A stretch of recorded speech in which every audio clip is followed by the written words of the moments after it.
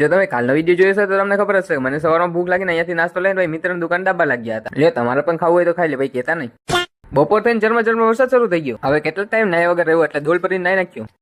સાંજ પડીને fast food લેવા આવી ગયા હતા ને અહીંયાથી લીધું હોય તો ફ્રેન્ચ ફ્રાય. રાત પડીને 12 વાળા રામજી મંદિર આવી ગયો હતો. એક બાજુ કામ શરૂ ને એક બાજુ અહીંયા ટી-શર્ટ ના નામ લખવાનું શરૂ હતું. દર વર્ષની જેમ આ વર્ષે પણ ગણપતિ લાવવાના છે એટલે અહીંયા 12 વાળા મિત્ર મંડળ તરફથી અહીંયા કામ શરૂ હતું. બધા મિત્રો આવી ગયા હતા કામ કરવા માટે અને બીજા લોકોને પણ અહીંયા સેવા કરવી હોય તો આવી શકે છે. થોડી વારમાં એક મિત્રે કહી દીધું લાઈક કરી દેવું. રોજ રાતે 10 થી 1 વગાડે છે આ લોકો અહીંયા. ઓ સોરી, હું પણ અહીંયા કામ કરતો હતો, તમને પણ બતાવી દઉં. થોડી વાર પછી બીજા મિત્રએ પણ કહી દીધું જલ્દી લાઈક કરી દો. પણ આ નીચે બેસીને આવી રીતે શું કરે છે કામ? થોડી વાર પછી ખબર પડી કે આ તો ઉપર ચડીને વીટવાનું છે આવી રીતે. મિત્ર નાનો ને પોટો મોટો લઈને આવ્યો હતો પણ આ લગાડવાનો ક્યાં છે એ મને ખબર નથી પડતી કઈ.